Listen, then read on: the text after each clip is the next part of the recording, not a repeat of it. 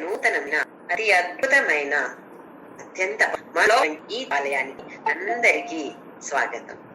కేరళ కంజంగాడ్ ఆనందాశ్రమంలో భౌతిక దేహంగా ఉండిన పాదాలకు అనంతం. అలాగే మా అమ్మ నాన్నకి కూడా మనము అధ్యాయం గుణత్రయ విభాగ యోగ దీన్ని తెలుసుకునే ప్రయత్నం చేస్తున్నాము. గుణత్రయ అంటే 3 గుణాలు. ఎక్కడి నుండి వస్తున్నాయి గుణాలు?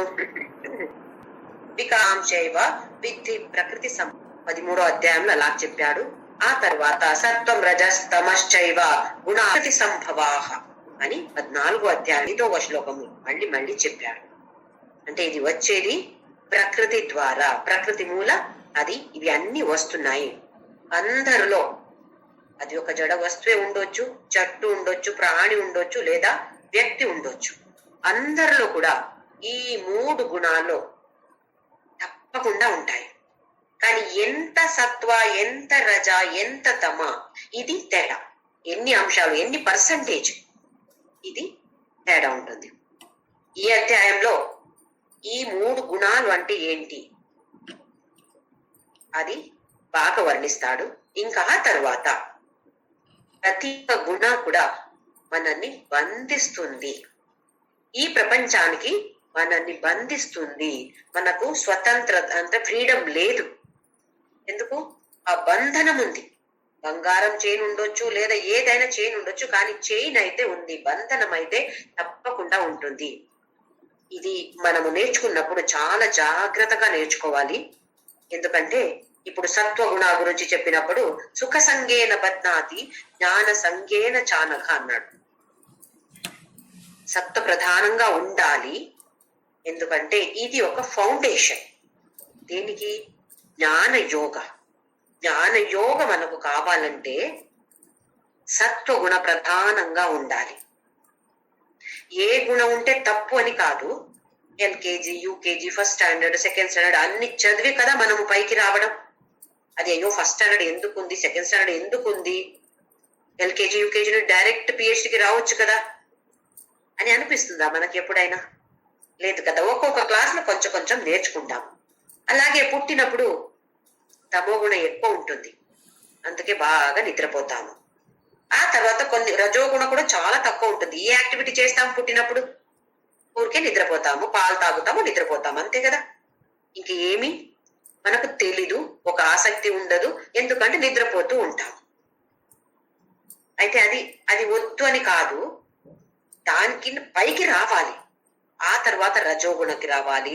ఆ తర్వాత సత్వగుణ ప్రధాన. రజోగుణ రావాలి అంటే రజోగుణ ప్రధానంగా ఉండాలి. వేరే సత్వం ఉంటుంది, తమో ఉంటుంది. అలాగే సత్వగుణ ప్రధానంగా ఉండాలి అంటే రజోగుణ కూడా ఉంటుంది, తమో గుణ కూడా ఉంటుంది, కానీ తక్కువ పర్సంటేజ్. ఎక్కువ పర్సంటేజ్ మనకు సత్వగుణ ఉండాలి. అప్పుడు భగవంతుడు అంటున్నాడు, సత్వగుణ ప్రధానంగా నువ్వు ఉంటే కూడా అర్జున బంధనం అయితే గ్యారంటీ ఉంది. ఏ బంధన? జ్ఞాన సంఘ, సుఖ సంఘ. సుఖ సంఘ అంటే ఒక ఉదాహరణ ఇచ్చాను నేను. చాలా ఉదాహరణలు ఇవ్వచ్చు, ఇది ఒక్క ఉదాహరణ. మనకు ధ్యానం చేస్తూ ఉంటాము, రోజు చేస్తూ ఉంటే ఎంత సంతోషంగా ఉంటాము. కానీ కొన్ని రోజులకి ఎవరో చుట్టాలు వచ్చారు అంటే చేయలేకపోయాను అంటే మనసు ఎలా ఉండాలి? టెన్షన్ పడకూడదు. అయ్యో వీళ్ళు ఎందుకు వచ్చారు, ఆ తర్వాత వీళ్ళని తిట్టుతాము. బయట కాదు, బయట తిట్టట్లేదు, కానీ మనస్సులో మనం ఇప్పుడు చాలా చాలా జాగ్రత్తగా ఉండాలి. బయట ఏం చేస్తామో అని కాదు, మనస్సులో ఏం నడుస్తుంది, నా లోపల ఏం నడుస్తుంది, ఇక్కడ ఎలాంటి ఆలోచనలు వస్తున్నాయి, ఇది చాలా చాలా జాగ్రత్తగా ఉండాలి. ఇంకా అలాంటి సుఖ సంఘ, దానికి కూడా ఒక అటాచ్మెంట్ రాకూడదు అంటున్నాడు. అయితే ఫస్ట్ లో ఎలా ఉండాలి? ఫస్ట్ లో మనకు అటాచ్మెంట్ కావాలి. ఎందుకంటే మెడిటేషన్ కి అటాచ్మెంట్ లేదు అంటే చెయ్యము.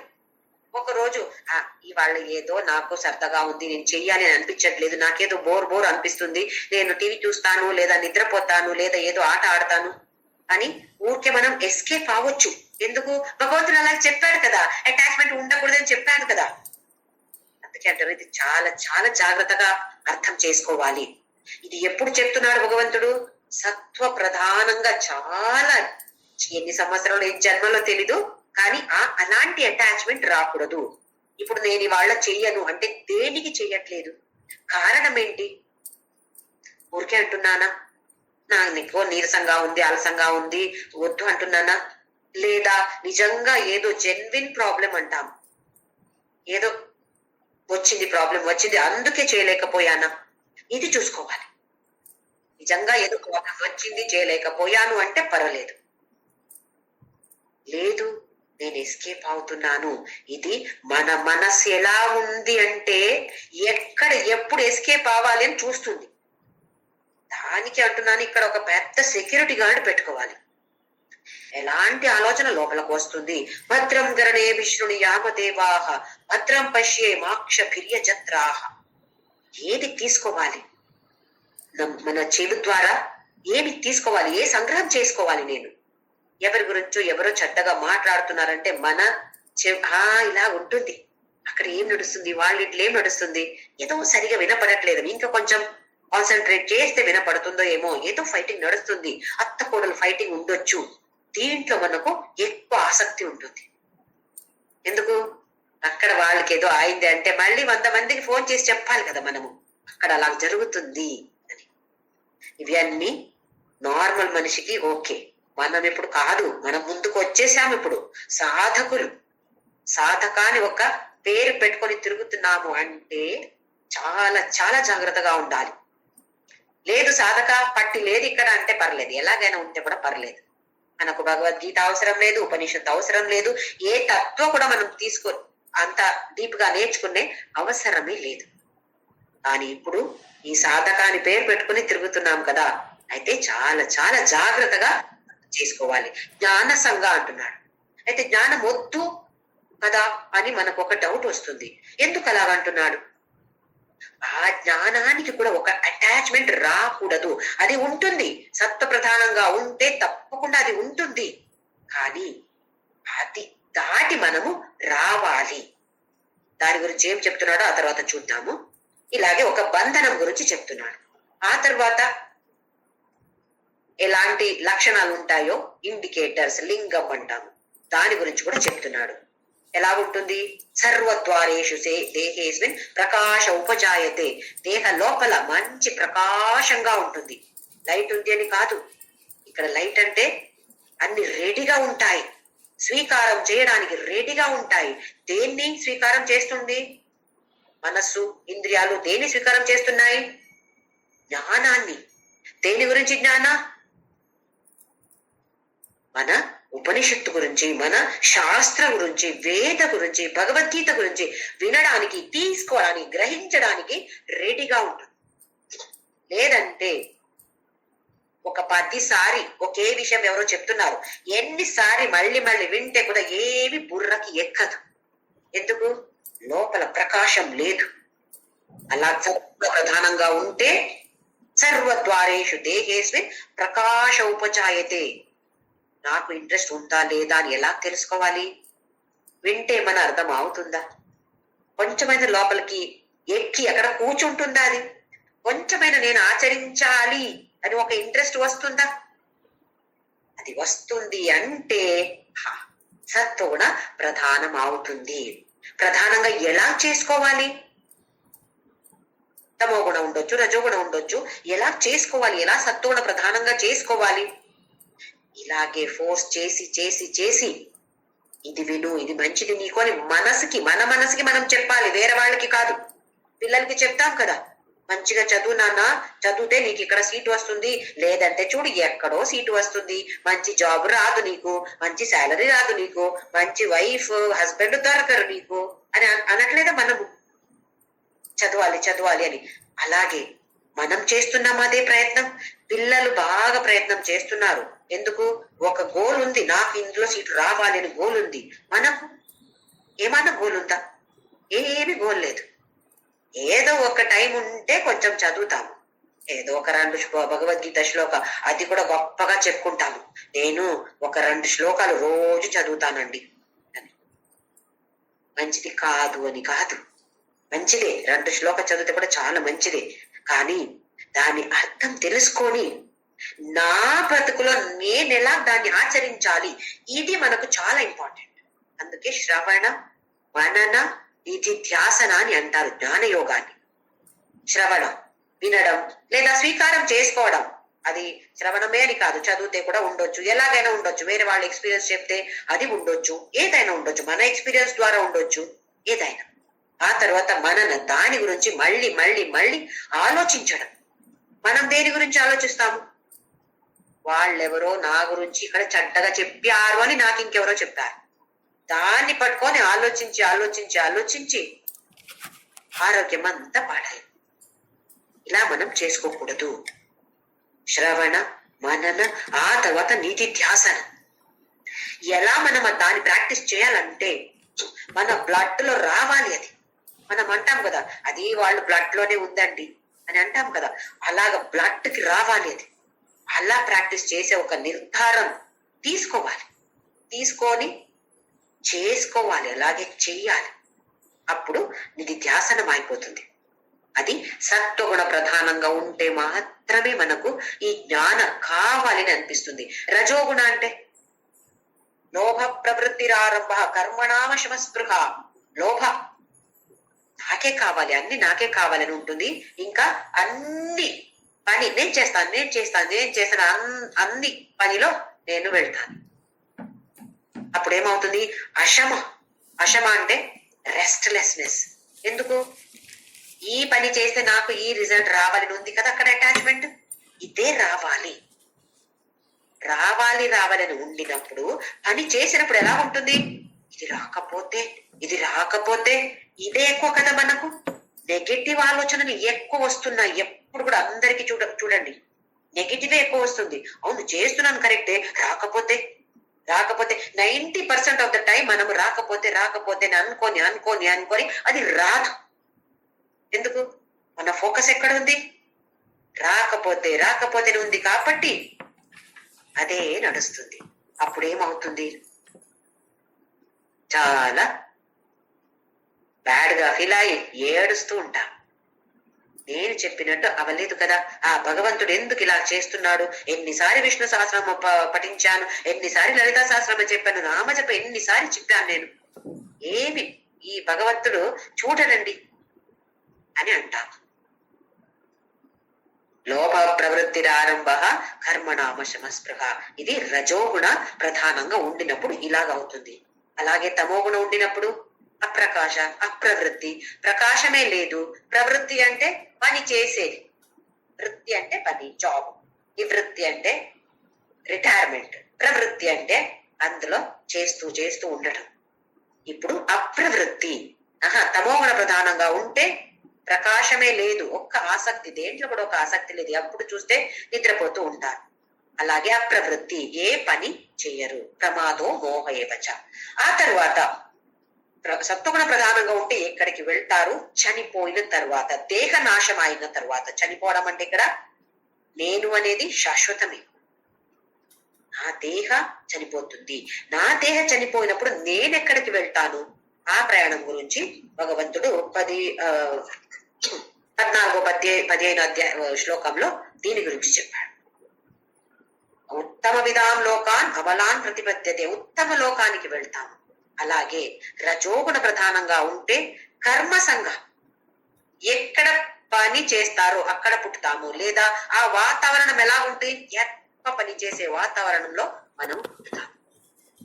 అలాగే తథా ప్రలీనస్తమసి మూఢయోనిషు జాయతే. మూఢయోని, నీచయోని. ఒక ప్రాణిగా పుట్టొచ్చు, ఒక చెట్టుగా కూడా పుట్టొచ్చు మనము, ఒక దోమ, చీమ, ఏదైనా మనము పుట్టొచ్చు. ఎప్పుడు?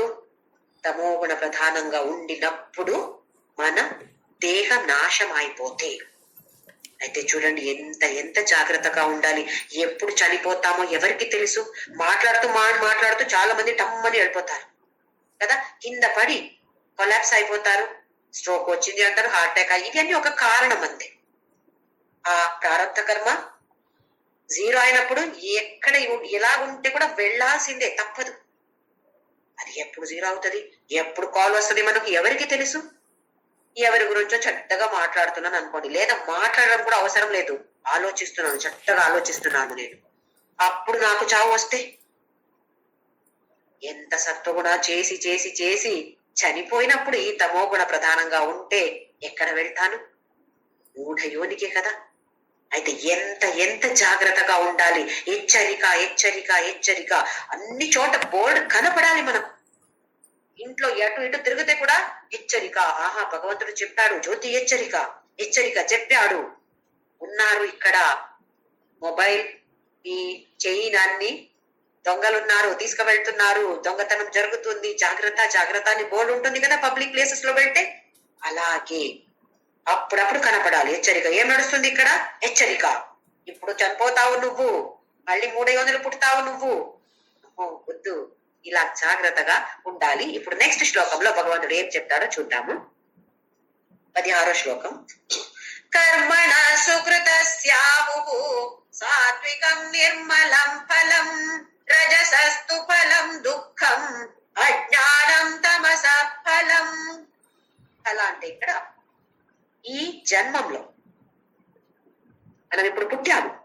ఈ పుట్టిన తర్వాత సత్వ ఎక్కువ ఉంటే ఏమవుతుంది? ఇప్పుడు 14-15లో చనిపోయిన తర్వాత ఏమవుతుంది అన్నాడు. ఇప్పుడు ఇక్కడ నీకేమవుతుంది? సత్వగుణం ఉంటే ఏమవుతుంది? రజోగుణం ఉంటే ఏమవుతుంది? తమోగుణ ప్రధానంగా ఉంటే నీకు ఇప్పుడు ఏమవుతుంది? దాని గురించి భగవంతుడు చెప్తున్నాడు. కర్మణ సుకృతస్య ఆహుః సాత్వికం నిర్మలం ఫలం. సత్వగుణ ప్రధానంగా ఉంటే సుకృత కర్మణ, చేసే పని అంతా చాలా మంచిగా ఉంటుందంట. ఆ తర్వాత ఫలం ఎలాగుంటుంది? నిర్మలం ఫలం, నిర్మలంగా ఉంటుంది. ఎలాగ వస్తే కూడా మనము కర్మయోగ దీన్ని తెలుసుకొని అలాగే చేస్తే ఫల ఏమి వస్తే కూడా నిర్మలంగా ఉంటుంది కదా. కర్మయోగ అంటే ఈశ్వరార్పణ బుద్ధి. ఏ పని చేస్తే ఎంత చిన్న పని ఉండొచ్చు, పెద్ద పని ఉండొచ్చు, చేసినప్పుడు ఒక్కసారి ఈశ్వరార్పణ, కృష్ణార్పణ ఏదో ఒకటి భగవంతుడిని ఒక్కసారి తలుచుకొని ఆ తర్వాత ఆ పని చేస్తే అది భగవంతుడికి ఇచ్చినట్టు. ఇవ్వడం అంటే, అర్పణ చేయడం అంటే, మనం ఇప్పుడు చూస్తాం కదా, ప్రైమ్ మినిస్టర్, చీఫ్ మినిస్టర్ లోకార్పణ చేశారు. పెద్ద ఒక బ్రిడ్జ్ ఏదో ఉండింది, దాన్ని లోకార్పణ చేశారు. ఏంటి లోకార్పణ చేయడం అంటే? చేసినప్పుడు భగవంతుడి ధ్యానం చేసి ఆ తర్వాత ఆ పని చేయడం. మన సనాతన ధర్మంలో దీనికి చాలా ఇంపార్టెన్స్ ఇచ్చారు, ధ్యానం. ఏ సహస్రనామం చూడండి, ఒక ధ్యాన శ్లోకం ఉంటుంది. క్షీరోదన్వత్ర దేశే విష్ణు సహస్రనామంలో లేదా? ఎందుకు డైరెక్ట్ విశ్వం విష్ణు వర్షత్కారో స్టార్ట్ చేయొచ్చు కదా. శ్రీమాత శ్రీ మహారాజ్ స్టార్ట్ చేయొచ్చు కదా. సింధూరారణ విగ్రహ త్రినయనం ఎందుకు స్టార్ట్ చేస్తున్నారు ధ్యానం అంటే, మనము గృహస్థాశ్రమంలో ఉండినప్పుడు ఎన్నో పనులు చేస్తూ ఉంటాము. చేసి టైం ఉండినప్పుడు వచ్చి కూర్చొని సహస్రనామం చెప్తాము. చెప్పినప్పుడు ఎలా ఉంటుంది మనసు? అక్కడెక్కడ పని చేసి వచ్చాం కదా, మనసంతా ఆ పనిలో ఉంటుంది. ఇక్కడ సహస్రనామం నోటితో నడుస్తూ ఉంటుంది, కానీ మనస్సు అక్కడ ఉంటుంది కదా. అందుకే ఫస్ట్ ధ్యానం పెట్టారు. ఫస్ట్ నువ్వు ఇక్కడ ఫోకస్ చేయి, దృష్టి ఇక్కడ పెట్టు, ఆ తరువాత మొదలు పెట్టు. అలాగే ఏ ప్రోగ్రామ్ అయితే కూడా ఒక్క దీపం వెలిగించి ఏదో ఒక్క చిన్న ప్రేయర్, ఒక్క శ్లోకమైన అన్ని చోట చేస్తారు. దానికి అర్థం ఏంటి? ఈ ప్రోగ్రామ్ ని నీకు అర్పణ చేస్తున్నాము, కానీ ఆ భావన మనకు లేదంతే. మనం ఏదో మెకానికల్ గా చెయ్యాలి, ప్రార్థన చెయ్యాలి అని పెద్దవాళ్ళు చెప్పారు, చేస్తున్నాము. అందుకే మనకంతా ఆ ఫలితం రావట్లేదు. ఎందుకంటే మనోభావ ఎలాగుందో దాన్ని బట్టి ఫలం ఉంటుంది. ఫలం అంటే అది వచ్చేది ఎలాగైనా రావచ్చు, కానీ మన మనసుకి ఎలా దాని ఎఫెక్ట్ ఉంటుంది? నిర్మలంగా ఉండాలి అంటే చేసినప్పుడు ఈశ్వరార్పణ బుద్ధితో చేయాలి. అలాగే ఇప్పుడు దానం చేస్తాము, ఒక 1000 రూపాయో 1,00,000 రూపాయో దానం ఇస్తున్నాము. ఎవరో ఒక మఠవో ఆశ్రమవో దానికి ఇచ్చామనుకోండి, ఇచ్చినప్పుడు ఎలాగిస్తాము? ఎందుకైనా వచ్చారు వీళ్ళు, ఏదో ఎప్పుడు చూస్తే ఏదో చారిటీ చారిటీ చారిటీ అని అడుగుతున్నారు, ఇక్కడ ఎందుకు రావాలి అనుకొని ₹1,00,00,000 ఇస్తే కూడా దానికి ఫలం రాదు. ఎందుకంటే మన యాటిట్యూడ్, మనోభావన ఎలా ఉంది. లేదా ఒక మంచి మనసు, ఒక ₹10 ఇచ్చేయండి. ఇచ్చినప్పుడు ఈ మనిషికి, ఈ మఠ, ఈ ఆశ్రమానికి నేను ఇవ్వట్లేదు, అక్కడ పరబ్రహ్ముడు ఉన్నాడు, ఆ పరబ్రహ్ముడికి నేను ఇస్తున్నాను. ₹10 ఉండొచ్చు, పరబ్రహ్ముడికి నేను ఇస్తున్నాను అని ఒక్క మనస్సులో ఆ ఆలోచన తీసుకువచ్చి ఆ తరువాత ఇవ్వండి. అది ఇచ్చినప్పుడు ఒక బెగ్గర్కి కూడా ఉండొచ్చు, పేదవాళ్ళకు ఉండొచ్చు. ఎవరికైనా ఇచ్చినప్పుడు మనస్సు ఎలాగుంది, ఎలాంటి మనోభావనతో, ఇది చాలా ఇంపార్టెంట్. మనకు ₹1 ఇస్తే కూడా పర్లేదు, ₹10 ఇస్తే రూపాయి ఎంత అని అక్కడ అవసరం కాదు. ఇచ్చే మనోస్థితి ఎలాగుంది, మనోభావం ఎలాగుంది, ఏ యాటిట్యూడ్ తో మనం ఇస్తున్నాము, దీనికే పేరు సుకృత. మంచి మనసుతో చేసే అన్ని పనికి పేరు సుకృత. సత్వగుణ ప్రధానంగా ఉండినప్పుడు మనస్సు ఇలాగే ఉంటుంది అంటున్నాడు భగవంతుడు. ఏ పని చేస్తే కర్మణః సుకృతః ఆహుః, ఆహు అంటే అన్నారు పెద్దవాళ్ళు, ఇలాగంటున్నారు. సుకృత కర్మ చేస్తున్నాడు ఎవరు? సాత్వికం, సత్వ ప్రధానమైన వ్యక్తి. ఏ పని చేస్తే ఈశ్వరార్పణ బుద్ధితో చేస్తున్నాడు, అందుకే మంచి పని అవుతుంది అది. ఇంకా నిర్మలం ఫలం, ఫలం కూడా ఎలాగుంది? శుద్ధమైన, పరిశుద్ధమైన ఫలం వస్తుంది. ఏంటి పరిశుద్ధమైన ఫలం అంటే? ఎలా వస్తే కూడా నేను ఎలా స్వీకారం చేస్తున్నాను? అర్పణ చేసినప్పుడు ఎలా స్వీకారం చేస్తాను? ఈశ్వర ప్రసాద బుద్ధి, ఈశ్వర అర్పణ బుద్ధితో నేను పని చేస్తే అది ఫల ఏదైనా ఉండని నాకు అది ఈశ్వర ప్రసాద. ఇది కర్మయోగ కాన్సెప్ట్ కదా, ఇది నేర్చుకున్నాం మనం. అలా మనసు ఉండినప్పుడు ఫల ఎలాగుంటుంది?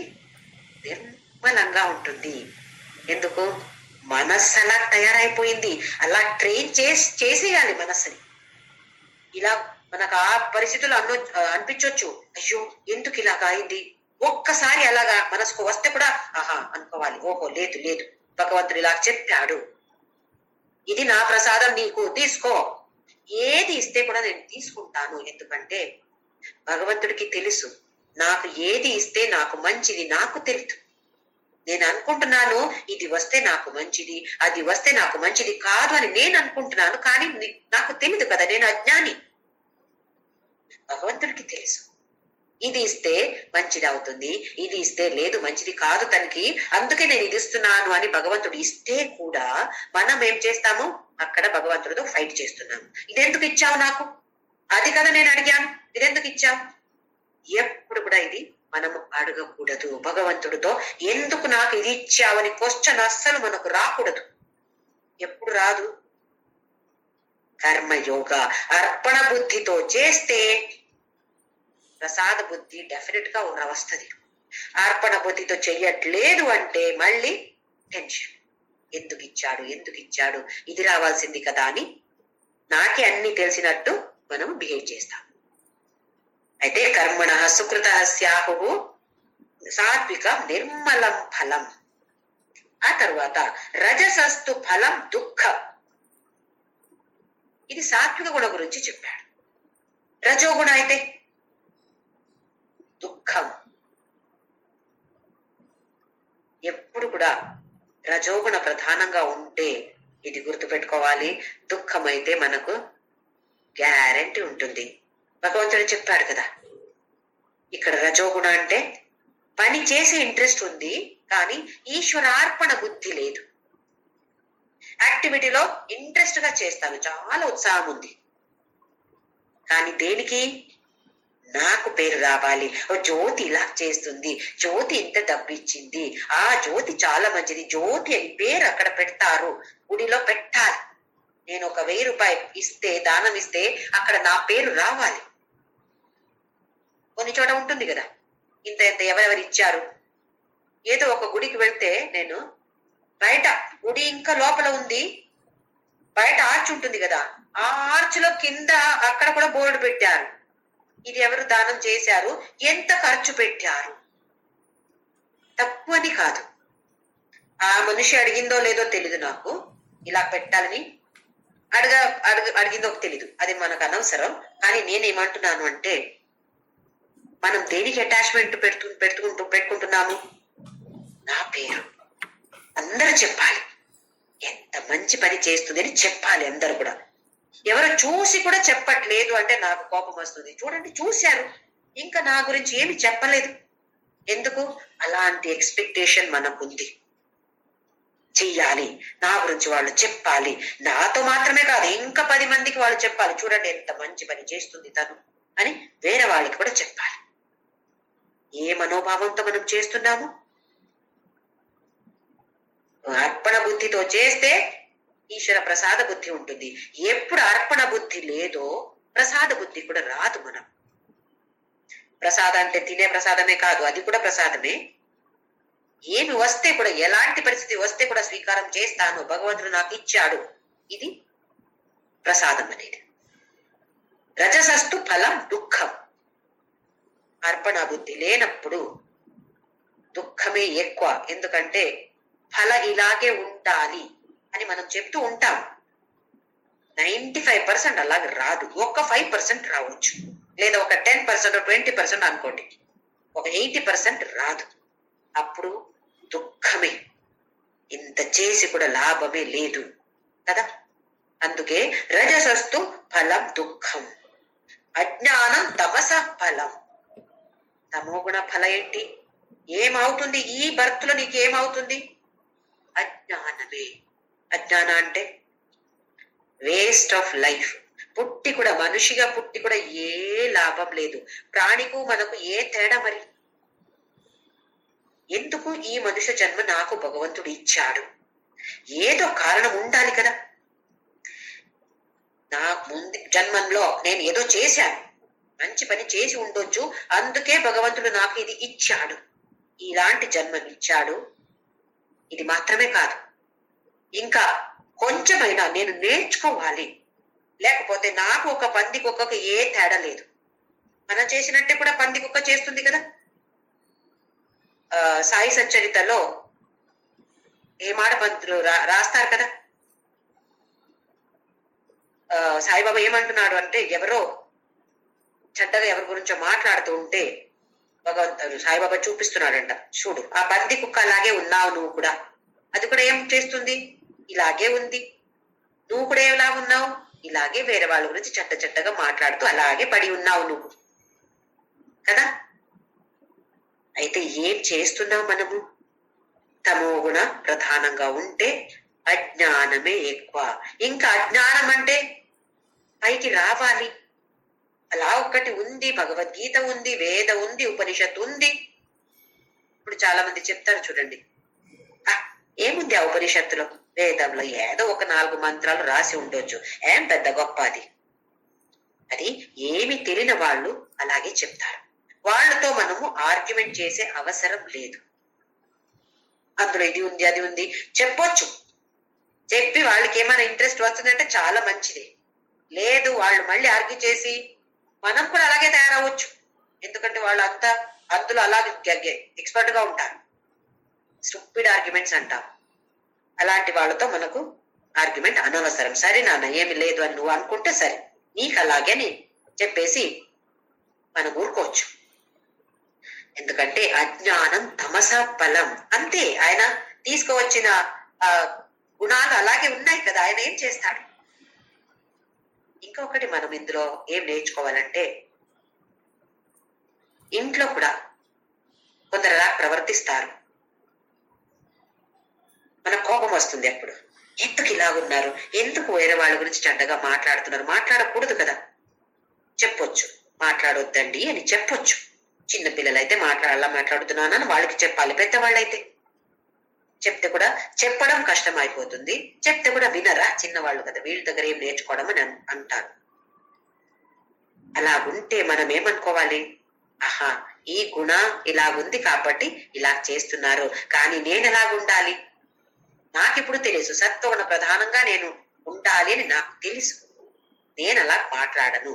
ఇలాంటి నిర్ధారం మనము డెఫినెట్ గా తీసుకోవాలి. నెక్స్ట్ శ్లోకంలో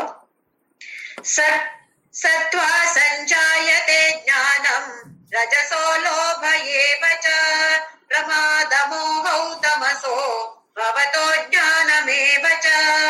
మళ్ళీ మళ్ళీ చెప్తున్నాడు భగవంతుడి అధ్యాయంలో సత్వగుణ అంటే ఏంటి, మళ్ళీ సత్వా సంజాయతే జ్ఞానం, మళ్ళీ దీంట్లో ఫలం ఏం వస్తుంది నీకు, సత్వం ఉంటే సంజాయతే జ్ఞానం, ఎక్కువ ఎక్కువ జ్ఞానం వస్తుంది. జ్ఞానం అంటే లౌకిక జ్ఞానం కూడా ఉండొచ్చు, లేదా ఆధ్యాత్మిక జ్ఞానం కూడా ఉండొచ్చు. లౌకిక జ్ఞానం కూడా మనకు లోక వ్యవహారం చేయడానికి అవసరమే. నాకు ఇది వద్దే వద్దు, మ్యాథ్స్ నాకు వద్దు, సైన్స్ వద్దు, ఎందుకు, ముక్తి వస్తుందా, మోక్షం వస్తుందా అందులో అని అడగొచ్చు. కానీ లోక వ్యవహారం చెయ్యాలి అంటే మ్యాథ్స్ అవసరమే మనం. అయితే అది నేర్చుకుంటే తప్పు అని కాదు, కానీ ఈ జ్ఞానం రావాలి, అధ్యాత్మ పథంలో నాకు ఇంకా ఇంకా కావాలి, ఇంకా జ్ఞానం రావాలని కోరిక కూడా ఉంటుంది. ఎందుకు, అక్కడ ప్రకాశంగా ఉంటుంది, అక్కడ ప్రకాశంగా ఉంటే వస్తది అన్నాడు. ఇప్పుడు ఇది సత్వగుణం ఉంటే జ్ఞానం ఇంకా ఇంకా ఇంకా ఇంకా ఎక్కువ అవుతుంది. మనకు చూడండి, ఒక 10 రోజులు వెనక చూస్తే ఓహో ఈ దీని గురించి నాకు తెలీదు, ఇప్పుడు దీని గురించి నాకు తెలిస్తే నేను దీన్ని ఆచరించాలి అని ఒక్క కోరిక అయితే పుట్టుతుంది కదా. మనం ఆచరిస్తామో లేదో, ప్రయత్నం చేస్తామో లేదో, కానీ ప్రయత్నం చెయ్యాలి అని ఒక ఆసక్తి వస్తుంది కదా. ఫెయిల్ అవ్వచ్చు కానీ ఒక ఆసక్తి ఉంటుంది. కొంచెం కొంచెమైనా మనం బ్రతుకు కొంచెమైనా ఇంప్రూవ్ అవుతుంది. అదే చెప్తున్నాడు భగవంతుడు, జ్ఞానం వస్తుంది, ఈ జ్ఞానం నాకు రావాలి రావాలి రావాలి. అలాగే ఇంకా ముందుకు వెళ్ళినప్పుడు ఇంకా ఏముందో 15వ అధ్యాయంలో ఏం చెప్తున్నాడో భగవంతుడు, ఒక్క మనకు ఆశ పుట్టట్లేదా, ఇంకా నెక్స్ట్ ఏం చెప్పబోతున్నాడో. అదే జ్ఞానం ఎంతవరకు నేర్చుకోవచ్చు మనము. లౌకిక వ్యవహారంలో కావాలి, ఎంత జ్ఞానం వస్తే కూడా మళ్ళీ మళ్ళీ దానికి ఎండ్ అని లేదు. కానీ నిజంగా చూస్తే ఏ జ్ఞానం మనకు కావాలి, ఏ జ్ఞానం రావాలి అది మనకు తెలుసు.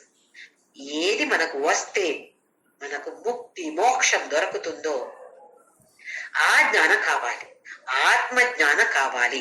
ఆత్మ జ్ఞానం వచ్చింది అంటే ఇంకా తర్వాత ఏ జ్ఞానం వచ్చే అవసరం లేదు. ఎందుకు, అన్ని వస్తాయి. మళ్ళీ సాయి సచ్చరిత అందులో చెప్తారు, బాబా ఎక్కడికి వెళ్ళేవారు కాదంట. ఒక దగ్గర దగ్గర ఉన్న రాత నీమ్గావ్ గ్రామం వదిలితే ఇంకా ఎక్కడ వెళ్ళేవాడే కాదంట. కానీ అన్ని చోట ఏం నడుస్తుంది, ఏ ట్రైన్ ఎప్పుడు ఎక్కడ వెళ్తుంది, ఇవి అన్ని తెలిసిందంట. ఇది కదా మనం చదువుతాం కదా, సాయి సచ్చరితలో వస్తుంది కదా. అలాగే ఒక్కొక్క రాత్రి బాబా ఎక్కడ నిద్రపోతున్నారో ఆ హాల్ నుండి ఫ్రెంచ్, జర్మన్ ఇవి అన్ని వినపడేదంట. ఎవరు వెళ్ళలేదు లోపలికి, కానీ అక్కడి నుండి అలాంటి భాషలు వినపడేదంట. బాబాకు వచ్చిందా ఫ్రెంచ్, జర్మన్ అంతా? బాబాకి ఇంగ్లీష్ రాదు అని మనకు తెలుసు కదా. బాబా మాట్లాడేది హిందీ, మరాఠీ లేదా ఉర్దూ అలా మాట్లాడారు. సంస్కృతం కూడా అది కూడా చెప్తారు కదా. ఆయన వెళ్ళి అడిగినప్పుడు భగవద్గీత అంటే ఏంటి, తద్విద్ది ప్రణిపాతేన, ప్రణిపాత అంటే ఏంటి అని అడిగారని మనకందరికీ తెలుసు. ఎక్కడి నుండి వచ్చింది ఇది, ఎక్కడ స్కూల్ వెళ్ళారా సాయిబాబా? అయితే ఈ ఆత్మ జ్ఞానాన్ని వస్తే ఇంకా వేరే ఏ జ్ఞానం కావాలి అని ఉండదు, అన్ని వచ్చినట్టే. అదే భగవంతుడు చెప్తున్నాడు ఇప్పుడు, సత్వ సంజాయతే జ్ఞానం రజసో లోభయే వచ. రజోగుణ ప్రధానంగా ఉండినప్పుడు లోభ ఎక్కువైపోతుంది. నేను నేను నా కోసం, నేను నాది, నేను నాది, వీళ్ళు నా వాళ్ళు కాదు, ఇది వస్తుంది. రజసో లోభయే వచ. ఏ పని చేస్తే ఎందుకు చేస్తున్నాను, నాకు అందులో ఏమొస్తుంది, మంచిది వస్తుంది అంటే మాత్రమే నేను ఈ పని చేస్తాను, లేదంటే ఈ పని నేను చేయను, వేరే వాళ్ళని చేయమని చెప్పండి, నాకు అందులో ఏమొస్తుంది కదా. ఇప్పుడు ఈ శ్లోకాలు చదువుతాం కదా సహస్రనామ, అది వస్తే ఏమవుతుంది, ఇది కదా మనకు ఫస్ట్. బాబుకి ఇక్కడ ఐఐటి సీటు వస్తుందా, వస్తుంది అంటే నేను చెప్తాను, రావట్లేదు అంటే నేను ఎందుకు అది చదవాలి, ఇలా కదా. ఇది కూడా తప్పు అని కాదు, కానీ ముందు ముందు వెళ్ళినట్టు మనము అది అది కూడా డ్రాప్ చేసి ముందుకు వెళ్ళాలి. ఫస్ట్ లో ఉంటుంది, అందరికీ ఉంటుంది, కోరికలు ఉంటుంది, లౌకిక కోరికలు ఉంటుంది, దానికోసం చేస్తున్నాము అన్ని. అదే కర్మకాండ అంటున్నాము, ఉపనిషత్తులోకి వచ్చే కర్మకాండ. ఫస్ట్ లో వచ్చేది వేద పూర్వ భాగం ఉండేది కర్మకాండ, ఉత్తర భాగం వేదాంత అంటే ఉపనిషత్తు, అందులో వచ్చేది మాత్రమే జ్ఞాన భాగం. వేద కూడా ఇది తప్పు అని చెప్పట్లేదు, కానీ చేసి చేసి ముందుకు రావాలి, ఇంకా ఇంకా ముందుకి రావాలి అంటుంది వేద. రజసో లోభ ఏవచ ప్రమాద మోహౌ తమసో భవతో అజ్ఞానం ఏవచ. తమోగుణ ఉండినప్పుడు ప్రమాద మోహ. ప్రమాద అంటే ఒక జవాబుదారి లేనటువంటి మనిషి, ఏ జవాబుదారి లేదు, ఇర్రెస్పాన్సిబుల్. అలాగే అజ్ఞానం, ఏ జ్ఞానంలో ఇంట్రెస్ట్ కూడా లేదు. అలాగే మోహ. మోహ అంటే అటాచ్మెంట్.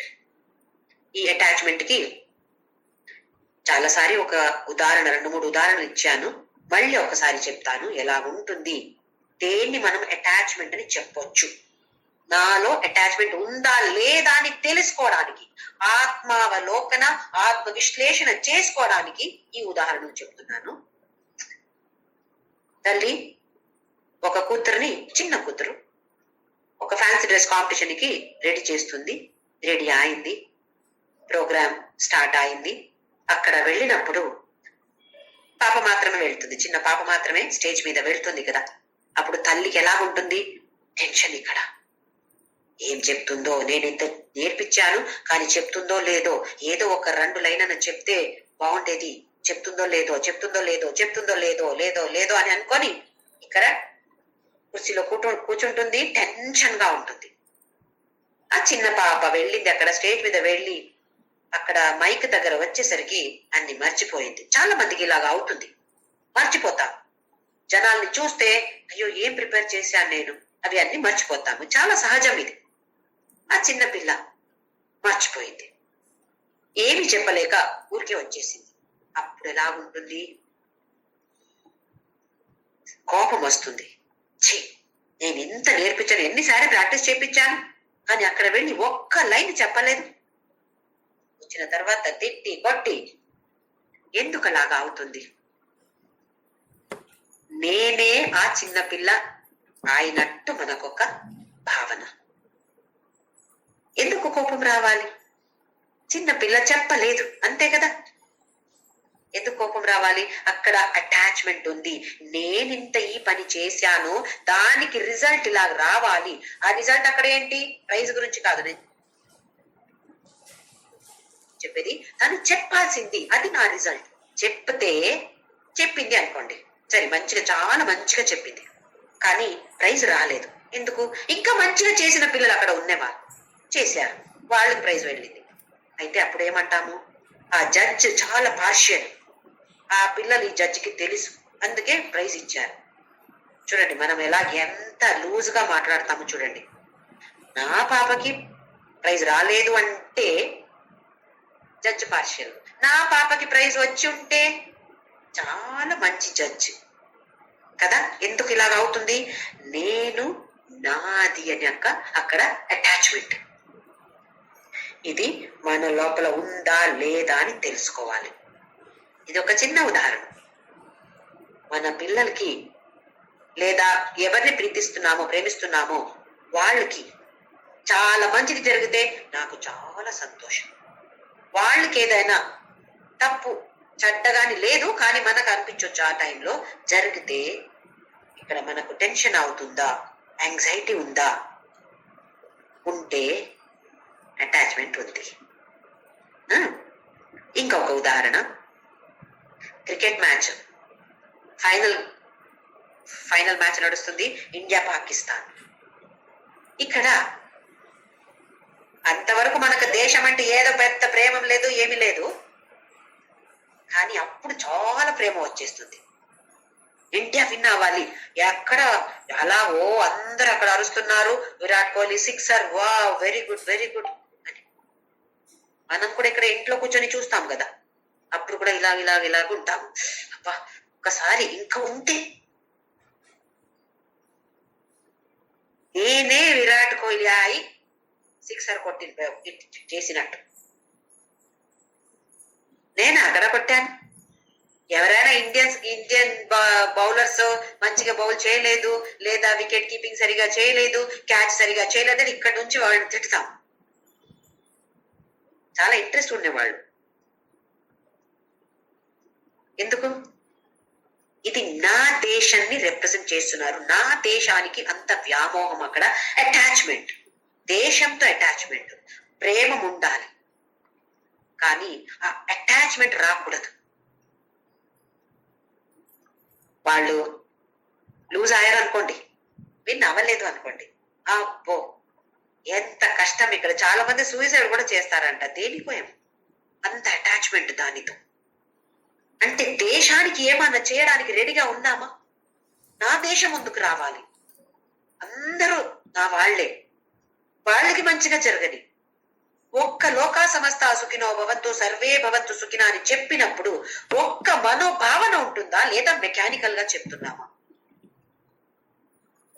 అక్కడ క్రికెట్ లో ఇండియా ఇండియా ఇండియా అంటాము, కానీ వేరే ఏదైనా నేనేం చేయగలుగుతాను, ఈ దేశానికి నేను ఏ సర్వీస్ ఇవ్వగలుగుతాను, దాని గురించి ఆలోచిస్తున్నామా?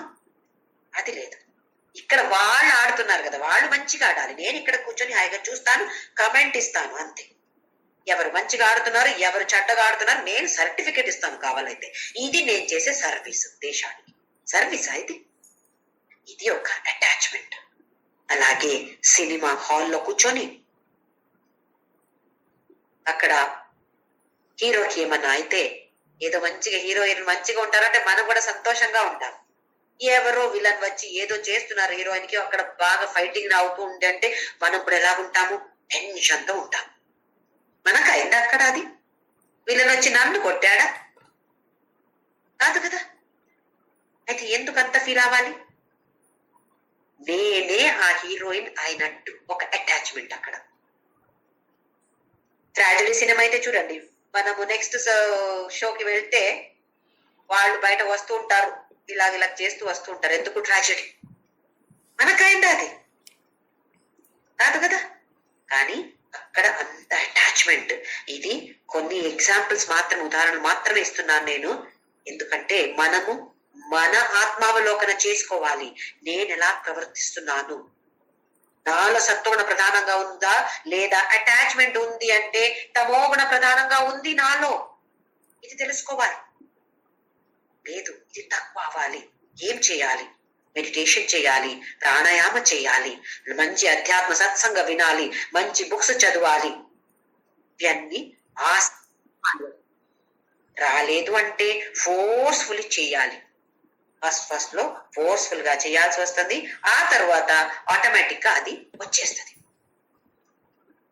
అయితే సత్వా సంజాయతే జ్ఞానం, ఇది చాలా జాగ్రత్తగా తీసుకోవాలి. జ్ఞానం వస్తుంది సత్వగుణ ప్రధానంగా ఉండినప్పుడు. జ్ఞానం వస్తే సత్వగుణ ప్రధానంగా ఉంటుంది. వైస్ వర్స అంటాం కదా, ఇది అది సేమ్. అది ఇది ఉంటే అది, అది ఉంటే ఇది. అలాగే రజసో లోభ ఏవచ ప్రమాద మోహౌ తమసో భవతో అజ్ఞానం ఏవచ. తమోగుణ ప్రధానంగా ఉంటే ప్రమాదం ఉంటుంది, మోహం ఉంటుంది. ఇది చాలా జాగ్రత్తగా తెలుసుకోవాలి. మనం అనుకుంటాము, నేను చాలా సత్వగుణ ప్రధానంగా ఉన్నాను. అవునా? లోపల వెళ్ళి చూడాలి. మన లోపల వెళ్ళి చూస్తే ఎన్నో రాక్షసులు ఉన్నారు లోపల.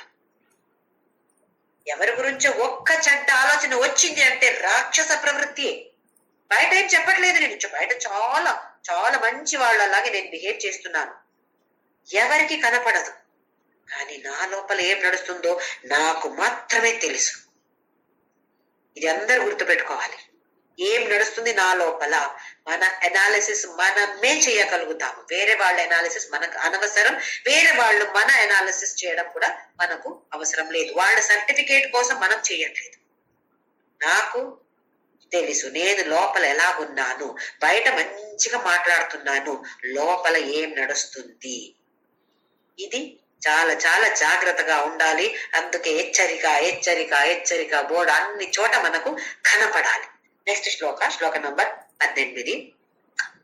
ఊర్ధ్వం గచ్చంతి సత్వస్థా మధ్యే తిష్టంతి రాజసాః జగన్య గుణ వృత్తిస్థా అధో గచ్చంతి తామసాః. మళ్ళీ చనిపోయిన తర్వాత మనం ఎక్కడికి వెళ్తున్నాము, మళ్ళీ ఫలం. ఇవి రెండు కలిపి ఇక్కడ భగవంతుడు చెప్తున్నాడు. ఫలం అంటే ఈ జన్మంలో ఏం వస్తుంది, లేదా చనిపోయిన తర్వాత ఎక్కడికి వెళ్తాము, ఇవి రెండు కలిపి. ఊర్ధ్వం గచ్చంతి సత్వస్థ, సత్వలో స్థ అంటే ఉండినప్పుడు. ఊర్ధ్వం గచ్చ, ఊర్ధ్వ అంటే పైకి, పైకి వెళ్తాము. పైకి అంటే చనిపోతామని కాదు, మంచి ఉత్తమం. మన జీవితం ఎలా ఉంటుంది అంటే ఇంకా మంచిగా అవుతూ ఉంటుంది, ఇంప్రూవ్ అవుతుంది. ఊర్ధ్వ అంటే పైకి. మధ్యే తిష్టంతి రాజసాహ, రజోగుణ ప్రధానంగా ఉంటే పైకి వెళ్ళం, కిందకి వెళ్ళం, అక్కడే ఉంటాం. జగన్య గుణ వృత్తిస్థ అధో గచ్చంతి తామసాహ, తామస గుణ తమోగుణ ప్రధానంగా ఉంటే కిందకి వెళ్ళిపోతాము. ఇది చనిపోయిన తరువాత కూడా ఇలాగే ఉంటుంది, ఇప్పుడు కూడా అలాగే ఉంటుంది. సత్వగుణ ప్రధానంగా ఉంటే మనన్నే మన అనాలిసిస్ మనం చేసుకోవాలి. నిన్న ఎలాగున్నాను, ఇవాళ ఎలాగున్నాను.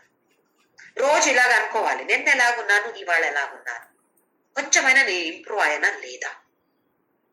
ఈ జ్ఞానం ఇప్పుడు సత్వగుణ ఏంటి, రజోగుణ తమోగుణ ఏంటి అని తెలిసిన తరువాత నేను ఎలా ప్రవర్తిస్తున్నాను, నా లోపల ఏం నడుస్తుంది, ఇక్కడ ఒక సెక్యూరిటీ గార్డ్ ని పెట్టానా లేదా. ఇంప్రూవ్ అవుతుంది కదా. సత్వగుణ ప్రధానంగా ఉంటే ఇంప్రూవ్ అవ్వాల్సిందే. రజోగుణ ప్రధానంగా ఉంటే మధ్యే తిష్టంతి, అక్కడే ఉంటాం, పైకి లేదు కిందకి లేదు, అలాగే ఉంటాము. అంటే ఏ తేడా లేదు. నిన్న ఏం నడిచిందో అలాగే ఎలా ప్రవర్తించానో అలాగే ఇప్పుడు కూడా ప్రవర్తిస్తున్నాను, ఏమి తేడా లేదు. రజోగుణ ప్రధానంగా ఉంటే చనిపోయిన తరువాత కూడా ఇప్పుడు ఇలాంటి ఒక మనిషిగా పుట్టి ఉంటే అప్పుడు కూడా నెక్స్ట్ జన్మంలో కూడా ఇలాగే ఒక మనిషిగా పుడతాను. ఎలా పుడతాను, కర్మసంగా మళ్ళీ పని చేస్తూ చేస్తూ చేస్తూ ఉంటాను, చనిపోతాను, మళ్ళీ పుడతాను, చనిపోతాను, ఇలాగే నడుస్తుంది రజోగుణ ప్రధానంగా ఉంటే. మనము అధ్యాత్మ పథంలో ముందుకు వెళ్ళాలి అంటే కుదరదు. కిందకి కూడా వెళ్ళాం, ఒక ప్రాణిగా కూడా పుట్టాం, ఇలాగే మనిషిగా పుట్టాం. అదే తమో గుణ అయితే ఇంకా కిందకి వెళ్ళిపోతాము. ఎంత కష్టం. తర్వాత 3 యోనిలు పుట్టితే ఒక కుక్కకి ఏమైనా జ్ఞానం ఉంటుందా? నాకు భగవద్గీత నేర్చుకోవాలి, భగవద్గీత ఉంది, ఇలా ఉపనిషత్తు ఉంది అని కుక్కకు తెలుసా? ఏ జ్ఞానం ఉంటుంది? ఏమీ ఉండదు. అయితే తమో గుణ ప్రధానంగా ఉంటే చనిపోయిన తర్వాత కూడా ఉండొచ్చు, లేదా ఇప్పుడు కూడా ఉండొచ్చు. నిన్న ఎలా ఉన్నాను, ఇవాళ ఇంకా కిందకి వెళ్ళాను. ఇది అధోగతి. అధ అంటే కింద.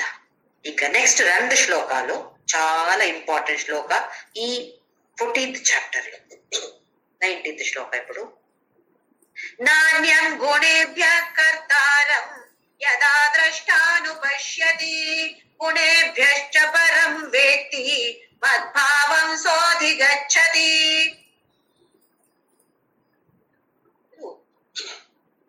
నా అన్యః గుణేభ్య కర్తారం యదా ద్రష్ట అనుపశ్యతి. ఎవరు తెలుసుకుంటారో, చూస్తారో, అనుపశ్యతి, పశ్యతి అంటే చూస్తారు, అనుపశ్యతి అంటే లోతుగా వెళ్ళి లోపల ఏం నడుస్తుంది అని తెలుసుకుంటారు. అనుపశ్యతి ఊరికే చూడటం అని కాదు, దాని గురించి తెలుసుకుంటారు, నిజంగా దాని గురించి ఆలోచించి తెలుసుకుంటారో. దేని గురించి? ఇవి అన్ని చేసేది ఎవరు? గుణాలు. ఆ మనిషి కాదు చేసేది. ఈ గుణాలు ఒక ప్రేరేపణ ఇస్తుంది, ఇది చేయి, ఇది చేయి, ఇది చెయ్యని ప్రేరేపణ ఇచ్చేది ఈ గుణాలు మాత్రమే, ఆ మనిషి కాదు. గుణాలు చేసేది. నా అన్య గుణేభ్య, గుణ తప్పితే ఇంకా ఎవరు కర్తార లేదు. గుణ అక్కడ చేపిస్తుంది.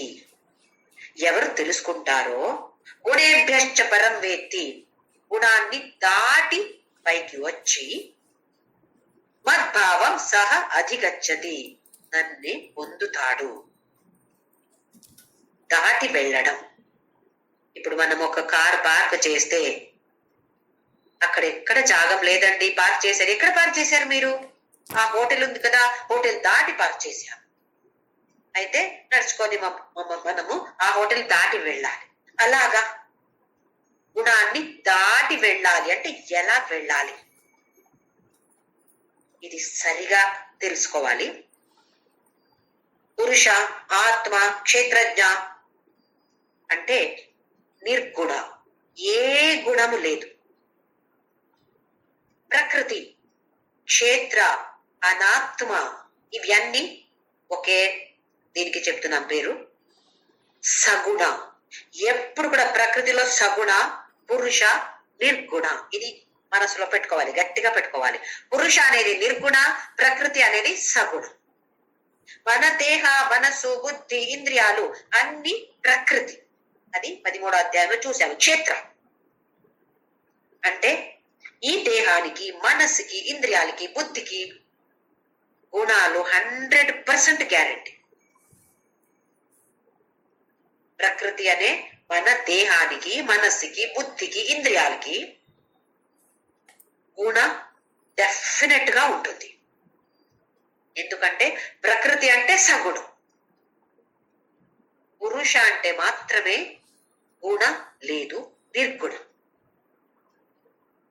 ఇప్పుడు మనం మోక్షం పొందుతాము, ఇది దాటితే పొందుతాము అని చెప్తే, నేను ఈ దేహ కాదు, ఈ మనసు కాదు, ఈ బుద్ధి కాదు, ఈ ఇంద్రియ కాదు, నేను ఆ నిర్గుణమైన పురుష నేను. ఎప్పుడు ఈ ఆలోచన, ఈ అనుభవం మనకు వస్తుందో అప్పుడు దీన్ని దాటి వెళ్ళినట్టు. పురుషాన్ని మనము నిర్గుణంగా చేసే అవసరం లేదు, చేయడం లేదు. ఎందుకు? అది నిర్గుణం. ఇంకా చేసేది ఏంటి అక్కడ? పురుష అనేది నిర్గుణ. ప్రకృతిని నిర్గుణంగా చేయగలుగుతామా? అది కూడా చేయలేము. ప్రకృతి అనేది ఎప్పుడికి సగుణ. అయితే ప్రకృతిని, ఈ దేహాన్ని, ఈ మనసుని నిర్గుణం చెయ్యలేము. అది ఎప్పుడు కూడా సగుణంగానే ఉంటుంది. అలాగే పురుషాన్ని నిర్గుణంగా చేసే అవసరం లేదు, చెయ్యలేము. ఎందుకంటే అది ఎప్పుడు నిర్గుణంగానే ఉంటుంది. అర్థమవుతుంది అని అనుకుంటున్నాను. చాలా జాగ్రత్తగా అర్థం చేసుకోవాలి. ప్రకృతి అనే ఈ దేహ, మనస్సు, ఇంద్రియాలు, బుద్ధి ఇవన్నీ, దీన్ని మనము నిర్గుణంగా చెయ్యలేము. ఎందుకంటే ఇది ప్రకృతి. ప్రకృతిలో ఎప్పుడు కూడా సత్వ, రజ, తమ అనే 3 గుణాలు డెఫినెట్ గా ఉంటుంది, 100% గ్యారంటీగా ఉంటుంది. అయితే ఈ దేహాన్ని, మనసుని మనము నిర్గుణంగా చెయ్యలేము. అలాగే పురుష అనేది ఎప్పటికీ నిర్గుణం, గుణం ఉండదు, నిర్గుణమే. అయితే నిర్గుణంగా చేసేది ఏమీ లేదు. అయితే మన ప్రయత్నం అంటే ఇప్పుడు ఏం చేయాలి మనమైతే? నేను అంటే ఈ దేహ కాదు, ఈ ఇంద్రియ కాదు, ఈ మనస్సు కాదు, ఈ బుద్ధి కాదు. నేను అంటే ఈ నిర్గుణమైనటువంటి ఆత్మ లేదా పురుష నేను. మన దృష్టి ఇక్కడ నుండి అక్కడికి పెడితే చాప్టర్ క్లోజ్, మోక్షమే. అర్థమవుతుంది అనుకుంటున్నాను. అది ఈజీ పని, ఈజీ కాదు, కానీ చేసేది ఒక్కటే. ఇక్కడ పొద్దున లేవంగానే అందరు కూడా కరాగ్రే వసతే లక్ష్మి చెప్తారు, లేదా శ్రీరామ్ జయరామ్ ఏదో ఒక శ్లోకం చెప్పొచ్చు, రామనామ చెప్పొచ్చు, శివనామ చెప్పొచ్చు, ఏదైనా. దానితో ఇది కూడా ప్రాక్టీస్ చేసుకోవాలి. లేవగానే నేను ఈ దేహం కాదు, ఈ మనస్సు కాదు, ఈ బుద్ధి కాదు, ఈ ఇంద్రియాలు కాదు, నేను చిదానంద రూప శివోహం శివోహం. ఇది ఒక్క లైన్ వస్తే దాన్ని చెప్పొచ్చు, లేదా మన తెలుగు లాంగ్వేజ్ లో కూడా చెప్తే చాలు. నేను నిర్గుణమైన ఆత్మ నేను. రోజు అప్పుడప్పుడు గుర్తొచ్చినప్పుడు ఓ నేనెవరు, నేను ఈ దేహం కాదు, ఈ బుద్ధి కాదు, ఈ మనసు కాదు, ఈ ఇంద్రియాలు కాదు, నేను చిదానంద రూప శివోహం శివోహం. ఇది మనమందరూ కూడా ప్రాక్టీస్ చేసుకోవాలి. అప్పుడప్పుడు ఎప్పుడెప్పుడు టైం దొరుకుతుందో అప్పుడు ఒక్కసారి ఓహో ఏం చెప్పారు, ఇలా చేయమని చెప్పారు, అయితే చేస్తా, చెప్పి చూద్దాం. ఎందుకంటే చెప్తాడు కదా, సత్వం ఉంటే జ్ఞానం ఎక్కువ అయిపోతుంది, జ్ఞానం ఉంటే సత్వం ఎక్కువ అయిపోతుంది. ఇవి రెండు కనెక్టెడే. అయితే ఎందుకు ప్రయత్నం చేయకూడదు? ఈ దేహం నాశం అవ్వచ్చు, అవచ్చు కదా, అవుతుంది. నేను నాశం అవను. నేనెవరు? అవినాశి. నేను ఆత్మ, అది అవినాశి. మనం ఇప్పుడు కళ్ళజోడు పెట్టుకుంటాం చూడండి. ఏదో చదవాలంటే కళ్ళజోడు పెట్టుకుంటాం, చదివిన తర్వాత మళ్ళీ తీసి అక్కడ పెట్టేస్తాం. ఆ కళ్ళజోడు అక్కడ పెట్టినప్పుడు నేను ఉన్నానా లేదా? ఇక్కడ నేను ఇక్కడే ఉన్నాను, కళ్ళజోడు మాత్రమే తీసి కింద పెట్టాను. అంటే నాకు వ్యవహారం చేయాలి, నాకు చదవాలి, పని చేయాలంటే నాకు కనపడదు, అందుకే నేను ఈ స్పెక్స్ పెట్టుకున్నాను. ఆ తర్వాత మళ్ళీ తీసి పెడతాను. అలాగే ఈ ఆత్మ అనేది వ్యవహారం, లోకంలో వ్యవహారం చేయాలంటే ఒక మాధ్యమం కావాలి, ఒక మీడియం కావాలి, ఈ దేహం. అందుకే భగవంతుడు నాకు ఈ దేహాన్ని ప్రసాదించాడు, కరుణతో నాకు ప్రసాదించాడు. ఇలాంటి మనసు, బుద్ధి ఇవన్నీ ఇచ్చిన వాడు ఎవరు? భగవంతుడు నాకు ఇచ్చాడు. ఇది నేను కాదు. ఇప్పుడు ఒక ఫ్యాన్ చూస్తున్నాను. ఫ్యాన్ అనేది ఒక వస్తువు, అది నేనా? నేను చూస్తున్నాను అంటే అది నేను కాదు. కరెక్టే కదా? దీని గురించి మళ్ళీ మళ్ళీ తర్వాత ఒక 10 నిమిషాలు ఆలోచించండి. ఒక చైర్ చూస్తున్నాను, నేను చైరా? నేను చైర్ అయితే నేను ఎలా చూస్తాను చైర్ని కదా? అలాగే వచ్చి వచ్చి వచ్చి నా చెయ్యి, ఇవి అన్ని నేను చూస్తున్నాను. అయితే నేను ఈ దేహమా? దేహం నాకు కనపడుతుంది. నేనే దేహం అయితే నేను ఎలా కనపడుతున్నాను? ఫ్యాన్ కనపడుతుంది, అది ఒక వస్తువు, నేను ఫ్యాన్ కాదు. దేహం కనపడుతుంది, అది ఒక వస్తువు, నేను దేహం కాదు. అర్థమవుతుంది అనుకుంటున్నాను. ఇలాగే కొన్ని ఆబ్జెక్ట్స్, వస్తువుని తీసుకొని ఇది నేనా? కాదు, నాకు కనపడుతుంది. అలాగే ఈ దేహం నాకు కనపడుతుంది, అయితే నేను ఈ దేహ ఖండిత కాదు, తప్పకుండా నేను వేరే ఏదో, నేను కాదు. ఇలాంటి ఆలోచన మనం డీప్ గా మళ్ళీ మళ్ళీ తీసుకురావాలి. అయితే నేనెవరు కదా? చూసేది ఆ సాక్షి భావ, ఆ సాక్షి తత్వం ఉంది, అది నేను. నాకు చావు లేదు, నా దేహ చనిపోతుంది, నాకు చావు లేదు. నేను శాశ్వతంగా ఉంటాను. ఈ దేహ అనేది అశాశ్వత, నేను అనేది శాశ్వత. గుణేభ్య నాణ్యం గుణేభ్య కర్తారం. ఎవరు ఎలా ప్రవర్తిస్తే కూడా మనం ఏమనుకోవాలి? ఓహో, ఎందుకు ఇలా ప్రవర్తిస్తున్నారు, ఎందుకు ఇలా నన్ను తిడుతున్నారు, ఆవిడ ఏం చేస్తుందండి, పాపము తమో గుణమో రజో గుణం ఉండొచ్చు, నాకేంటి ఏ గుణం అయితే, కానీ నాకు తెలుసు గుణ ఇలా చేపిస్తుంది, ఆ మనిషి కాదు చెప్పేది అని అలా తీసుకుంటే దాన్ని స్వీకారం చేసుకోవచ్చు, ఈజీగా స్వీకారం చేసుకోవచ్చు. లేదంటే మళ్ళీ మనము ఫైట్. మీరు అలా చెప్తారా, నేను కూడా మీకు చెప్తాను. ఇదే కదా మనం చేసేది. అజ్ఞానంతో మనం అలా చేస్తున్నాం. ఆ గుణం ఇలా చేపిస్తుంది, అయితే నేను ఎలా బిహేవ్ చేయాలి, నేను కూడా అలాగే మాట్లాడతాను అంటే నాలో ఏ గుణ ప్రధానంగా ఉంది? తమో గుణ కదా. తమో గుణ అంటే అజ్ఞానం కాదు. నాకు తెలుసు సత్వగుణ ప్రధానంగా ఉంటేనే జ్ఞానయోగ ఉంటుంది, లేదంటే జ్ఞానయోగ రాదు. జ్ఞానయోగ రాదు అంటే నాకు మోక్షం లేదు. ఇలా కొంచెం కొంచెం మనకు దీని గురించి జ్ఞానం వస్తుంది. చెయ్యాలి, నాకు నేను కూడా ఆచరించాలి, ఎన్నో మంది చేస్తున్నారు, నేను కూడా చేయాలి అని ఇలాంటి ఒక ఆసక్తి పుట్టినప్పుడు సత్వగుణ ప్రధానంగా ఉంటుంది. ఒకరోజు సత్వగుణ కొంచెంసేపు ఎక్కువ, ఆ తర్వాత తమో గుణ ఎక్కువ, తర్వాత రజోగుణ ఎక్కువ, ఇలా కూడా నడుస్తూ ఉంటుంది. సత్వగుణ సాత్విక వ్యక్తి అంటే సాత్విక మాత్రమే కాదు, రజోగుణ కూడా ప్రధానంగా కొంచెంసేపు ఉండొచ్చు, తమోగుణ ప్రధానంగా కొంచెంసేపు ఉండొచ్చు. అంటే అన్ని మిక్స్చర్ అది. ఎక్కువ ప్రపోర్షన్ లో సత్వగుణ ఉంటే జ్ఞాన యోగ వస్తుంది. అయితే నాలో ఏ గుణ ప్రధానంగా ఉంది అని ఆత్మ అవలోకన మనమందరూ తప్పకుండా చేసుకోవాలి. వేరే వాళ్ళ గురించి మనకు అనవసరం. నాలో ఏం నడుస్తుంది, ఏ గుణ ప్రధానంగా ఉంది. భగవంతుడు ఇలాగ ఎక్స్ప్లెనేషన్ ఇచ్చాడు.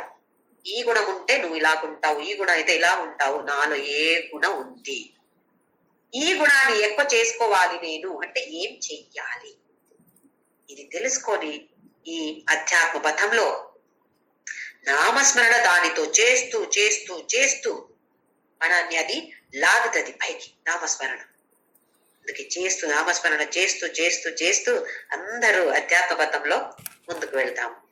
ఓం శ్రీరామ్ జయ రామ్ జయ జయ రామ్.